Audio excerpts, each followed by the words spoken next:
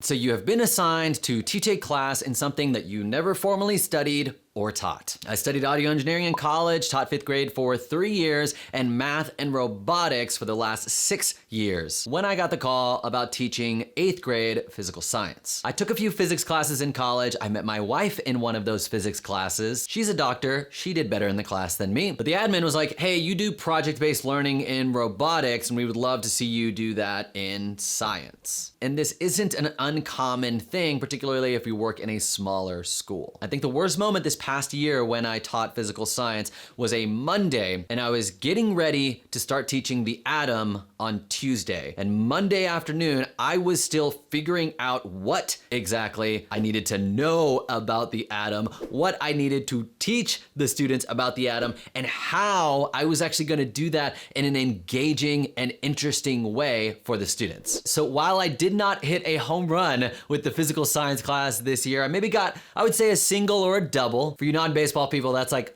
a fourth to half of a home run. And so let me share a few approaches on how to teach a class that you are not prepared to teach. Step 1, start with the syllabus. Depending on where you teach, you may have more or less freedom in what you teach, the order that you teach it, and how you teach it. I'm at a private school, so we have a ton of freedom, which is great in some regard, but not great when you have no idea where to start. And so I first looked at the units that previous teachers had done when teaching this class as my starting point. Then I Googled 8th grade physical science syllabus and looked at a ton of different examples of the scope and sequence of 8th grade physical science teachers from all over the place. I started to pick up patterns. I tried to notice, is everybody starting with the same units, or is there flexibility in the order that I can start? I concluded that while a lot of teachers did start with either the atom or matter, not everybody did. Some of them even started with Newton's laws, which is something that I kind of felt I remembered a little bit more, so I decided to start there since I had the freedom to do that with this type of content and with the school that I was teaching at. So if you can, start with a unit that maybe you feel a little bit more comfortable teaching to maybe build a little bit of that confidence. Step 2,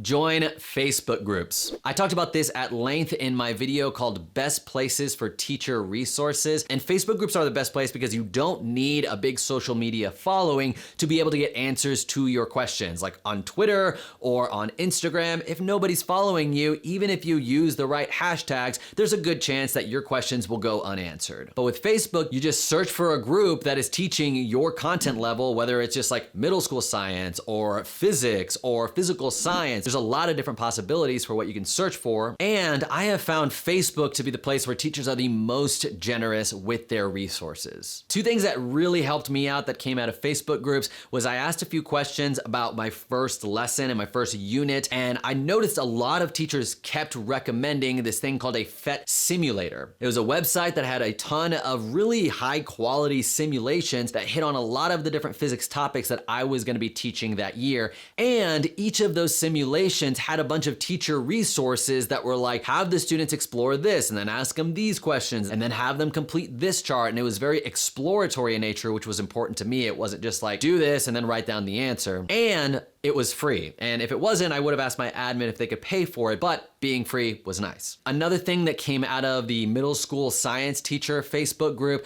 was I asked a question about an upcoming lesson, and one teacher actually shared her entire Google Drive for her 8th grade physical science class. And so I had saved that to my own Google Drive, and whenever I started a new unit, I was like, all right, let me see what this teacher did. Let me see the questions that she asked. Let me see what projects she did.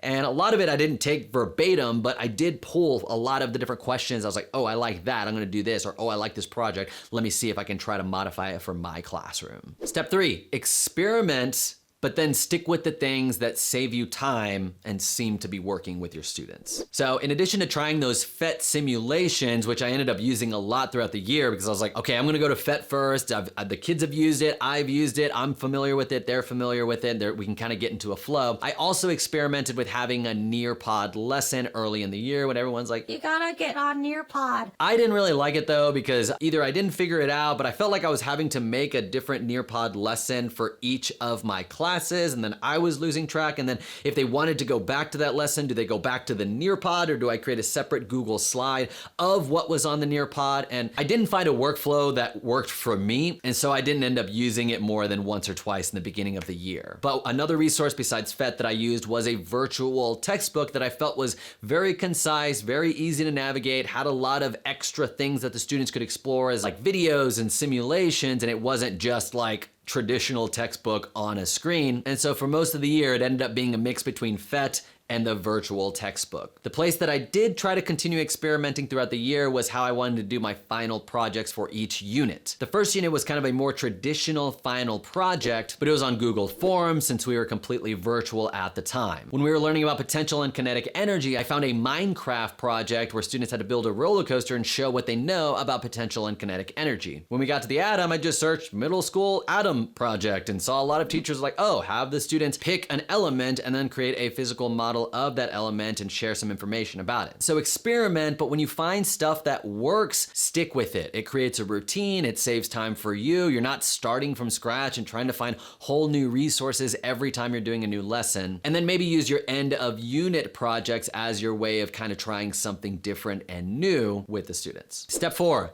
do the assignments that you assign to the kids before you assign it to the kids. This seems very obvious, but I did not do this with all of the assignments, and then it ended up becoming kind of frustrating for the kids and frustrating for me because all these things came up that I did not anticipate because I had not done the assignment myself. So with the PhET simulations, I actually did a lot of those on my own and kind of copied and pasted questions from a lot of the resources that PhET had in there. And then if there was a question that I read it and I'm like, I don't really know what this is asking for, or I get it, but I feel it's kind of a dumb question, I could get rid of it. Or if it was a question that was kind of challenging, at least me going through the process of doing the simulation and taking the screenshot and answering the question, I would know like, okay, the students are gonna have a little trouble at this point, but now that I've done it, I'll be able to more appropriately guide them when they get to that spot. I did not do a couple of the projects before I assigned them to students. And so the Atom project, I found one, I'm like, this looks great, these questions seem good, I'm gonna put it on a Google Doc and share it with the kids, and then they'll get started. Then the students got to the question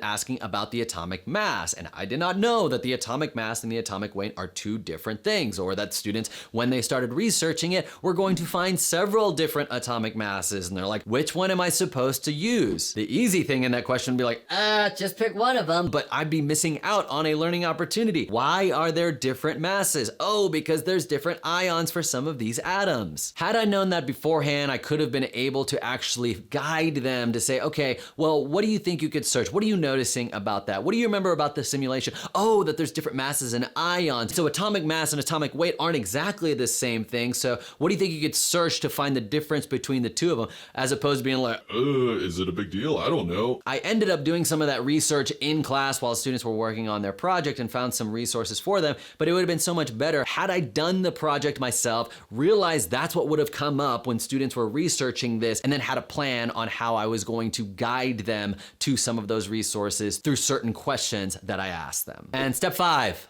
be candid with the students to an extent. I did tell the students at the beginning of the year, hey, you guys are my guinea pigs. This is the first time I'm teaching physical science. There's gonna be some lessons that are great. There's gonna be some lessons that are a big flop. And so we'll figure it out together. And there are benefits to actually just being a few steps ahead of the students, because you now remember what it's like to be a learner, because you're learning a lot of this stuff too, maybe a few class periods before, or in my case, a day before. As opposed to how I feel sometimes in my math class where I'm like, why does every class always struggle with solving two-step equations algebraically? I don't know how else to explain it. I have forgotten what it's like to be a learner in solving two-step equations. And so there's a little bit of a distance there. But the kids also need to know that they're in good hands. The kids need to know that you're doing your due diligence and your research and preparing a learning experience for them, and not just giving them the first resource you found online and then having them complete it. I don't have to be an expert. I don't have to have an answer to all of their questions, but I do have to know enough to be able to guide them in their learning experience. And that last point about doing all of the assignments that you give the students is really going to help in that regard. And maybe don't tell the students that you you just figured out the difference between a proton and a neutron 2 days ago. As you start this new class, there's a few things to keep in mind so you're not drowning in grading. And so I have got a video right there on 5 ways to cut your grading time in half. So that way you can spend more of your time creating better assignments and doing those assignments yourself, and not all of your time grading everything for this new class of yours. And so thank you so much for watching. Hopefully I will see you over in the grading hack video.